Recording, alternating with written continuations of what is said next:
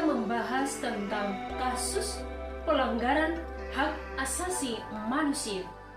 Siapapun kita tanpa melihat status, jenis kelamin, agama, suku, ras, adat istiadat, dan antar golongan, alangkah baiknya kita sama-sama melindungi, menjunjung tinggi, menghormati, dan menegakkan hak asasi manusia.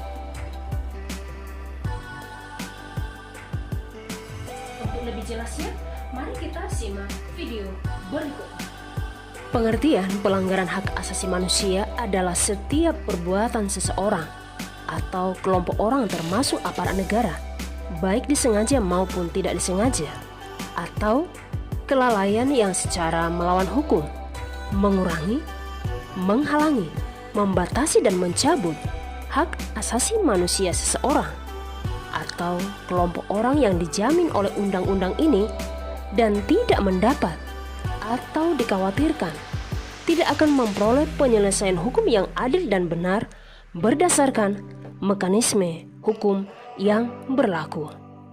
Diskriminasi dan penyiksaan merupakan bentuk pelanggaran hak asasi manusia. Berdasarkan sifatnya, pelanggaran hak asasi manusia dibagi atas dua bagian: pelanggaran hak asasi manusia berat dan pelanggaran hak asasi manusia ringan. Pelanggaran hak asasi manusia berat berdasarkan Undang-Undang Republik Indonesia Nomor 26 Tahun 2000 tentang Pengadilan HAM dapat dibagi atas dua bagian. 1.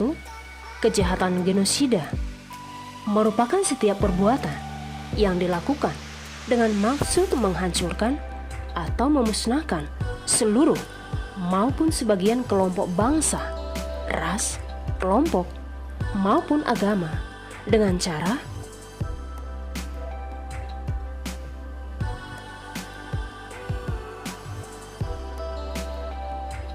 Dua, kejahatan terhadap kemanusiaan merupakan suatu tindakan atau perbuatan yang dilakukan sebagai bagian dari serangan yang meluas atau sistematik yang diketahuinya bahwa serangan tersebut ditujukan secara langsung terhadap penduduk sipil.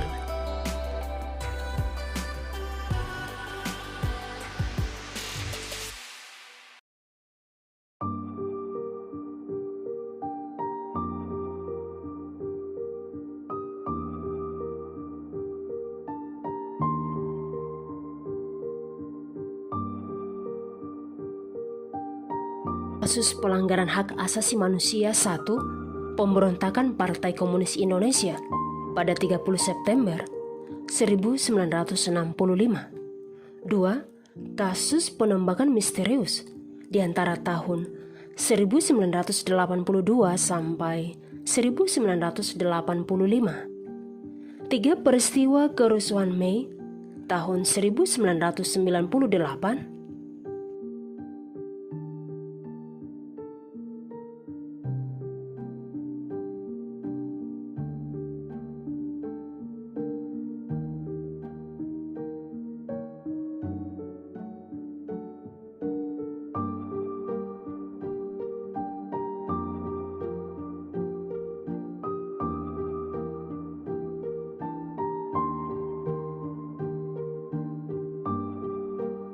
Kasus pembunuhan Munir. Karena mereka hanya pelaku operator di bawah, bukan pengambil decision untuk melakukan penculikan.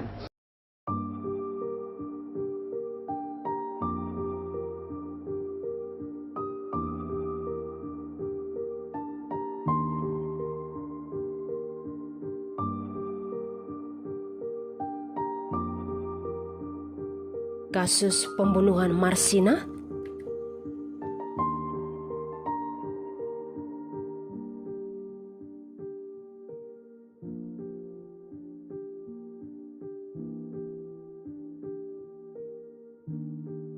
Kasus-kasus yang banyak menimpa sekali masyarakat yang dicatat tidak hanya oleh LBH-YLBHI di 16 provinsi, tapi juga oleh kawan-kawan kami yang lain seperti Kontras, Japam, Walhi, dan datanya semua berkesesuaian, yaitu kriminalisasi.